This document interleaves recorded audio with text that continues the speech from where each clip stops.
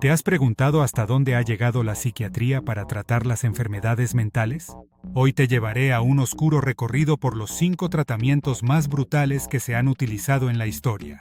Desde terapias impactantes hasta procedimientos que parecen sacados de una película de terror, lo que verás te dejará sin palabras. Prepárate, porque lo que estás a punto de descubrir no es para los débiles de corazón. Te revelaremos los tratamientos psiquiátricos más brutales que se han utilizado a lo largo de la historia. Prácticas tan extremas que nos harán reflexionar sobre cómo la humanidad ha tratado las enfermedades mentales. Quédate hasta el final para descubrir un método que te dejará sin palabras. Tratamiento 5. Camisas de fuerza y confinamiento. Uno de los métodos más antiguos y crueles para tratar a las personas con enfermedades mentales fue el uso de camisas de fuerza y el confinamiento en celdas o habitaciones acolchonadas. En los siglos XVIII y XIX, los hospitales psiquiátricos a menudo eran más parecidos a cárceles, donde los pacientes eran restringidos y aislados para controlar sus conductas. Las camisas de fuerza eran dispositivos de restricción hechos de tela gruesa y correas, diseñadas para inmovilizar los brazos del paciente. Los pacientes eran obligados a llevarlas durante largos periodos, a veces días o semanas, con la idea de calmar su mente y prevenir comportamientos violentos. En muchos casos, esto solo aumentaba la angustia y el sufrimiento de los pacientes, empeorando su estado mental. El confinamiento, por otro lado, consistía en mantener a los pacientes encerrados en habitaciones acolchonadas, donde no podían hacerse daño. Se pensaba que esta medida era para su propia seguridad. A menudo resultaba en aislamiento extremo y un deterioro mayor de su salud mental. Los pacientes eran sometidos a una soledad devastadora, que agravaba los síntomas que los médicos intentaban tratar. Con el paso del tiempo, el uso de camisas de fuerza y confinamiento ha sido regulado y restringido en la mayoría de los países. Hoy en día, se reconocen como prácticas inhumanas y se buscan alternativas que respeten la dignidad y los derechos de los pacientes. Sin embargo, estos métodos nos recuerdan una época en la que la psiquiatría, en su afán por controlar lo incomprensible, se convirtió en una fuente de sufrimiento para quienes más necesitaban ayuda. Tratamiento 4. Terapia de insulina. La terapia de coma insulínico fue desarrollada en la década de 1920 por el psiquiatra Manfred Sakel como un tratamiento para la esquizofrenia. La idea detrás de este método era inducir comas en los pacientes a través de inyecciones de altas dosis de insulina, lo que provocaba una disminución drástica del azúcar en la sangre y, finalmente, una pérdida de conciencia. Los tratamientos se realizaban diariamente durante semanas o incluso meses. Los pacientes eran inyectados con insulina hasta que entraban en estado comatoso. Una vez alcanzado el coma, se les administraba glucosa para revivirlos. La creencia era que este proceso impactaría de alguna forma el cerebro, aliviando los síntomas de enfermedades mentales severas. Los riesgos de este procedimiento eran extremadamente altos. Muchos pacientes sufrían convulsiones, daño cerebral irreversible o incluso la muerte. Además, el procedimiento era traumático y dejaba a los pacientes con cicatrices psicológicas profundas. Aunque algunos informes sugerían mejoras temporales, los efectos secundarios y el peligro que conllevaba superaban por mucho los posibles beneficios. La terapia de coma insulínico cayó en desuso a mediados del siglo XX, reemplazada por medicamentos antipsicóticos más seguros y efectivos. Este tratamiento quedó en la historia como un ejemplo de la experimentación extrema a la que se sometió a los pacientes psiquiátricos en un intento desesperado por encontrar una cura para enfermedades que la ciencia apenas comenzaba a entender. Tratamiento 3. Hidroterapia extrema. La hidroterapia fue una práctica muy popular en el tratamiento de trastornos psiquiátricos durante los siglos XIX y XX. La premisa era que el agua podía tener efectos terapéuticos en la mente. Aunque hoy en día existen formas seguras de hidroterapia, en el pasado, algunas de estas prácticas alcanzaron niveles de brutalidad que rayaban en la tortura.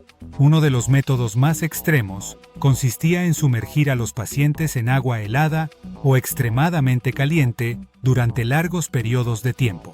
En algunos casos, los pacientes eran atados dentro de bañeras y permanecían sumergidos durante horas, con la esperanza de inducirles un estado de calma.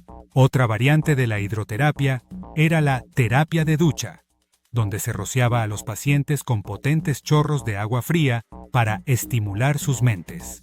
Las consecuencias físicas de estas prácticas eran severas.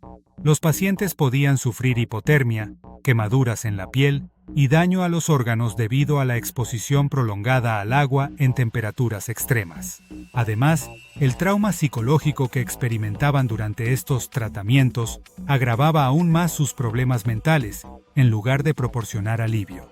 Con el avance de la medicina, estas formas de hidroterapia fueron abandonadas, pero dejaron una marca oscura en la historia de la psiquiatría. Aunque los métodos actuales son más seguros, el recuerdo de estas prácticas sirve como advertencia sobre cómo la ciencia puede deshumanizar a los pacientes en su búsqueda por encontrar respuestas a enfermedades complejas. Tratamiento 2. Terapia electroconvulsiva, TEC. Sin anestesia. La terapia electroconvulsiva, TEC, comúnmente conocida como terapia de electroshock, surgió en la década de 1930 como un tratamiento para diversas enfermedades mentales, incluyendo la depresión severa y la esquizofrenia. Aunque actualmente se realiza bajo condiciones mucho más seguras y controladas, los primeros tratamientos de TEC eran mucho más agresivos y dolorosos. En sus inicios, la TEC se aplicaba sin anestesia ni relajantes musculares. Los pacientes eran sujetados a una camilla y se les administraban descargas eléctricas directamente en la cabeza, provocando convulsiones intensas. El objetivo era inducir un estado epiléptico controlado, bajo la creencia de que las convulsiones podrían reiniciar el cerebro y aliviar los síntomas mentales. Las consecuencias de estas sesiones eran brutales. Los pacientes sufrían fracturas óseas, daños en los músculos e incluso pérdidas permanentes de memoria debido a las convulsiones violentas. Aunque algunos experimentaban una breve mejora en los síntomas, otros quedaban con secuelas físicas y psicológicas graves. La falta de anestesia y el desconocimiento de las dosis adecuadas hicieron de este tratamiento un verdadero tormento para quienes lo recibían.